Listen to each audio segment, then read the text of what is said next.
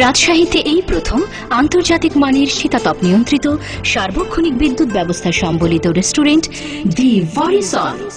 দি ভরিসনের শুভযাত্রা শুরু হয়েছে 8 June 2013। Chinese, থাই, Indian, fast food, ice cream parlour ও pastry শপের বিশাল সম্ভার রয়েছে। যে কোনো সামাজিক অনুষ্ঠান সহ ক্যাটারিং ও পার্সেল সার্ভিসের সুবিধা।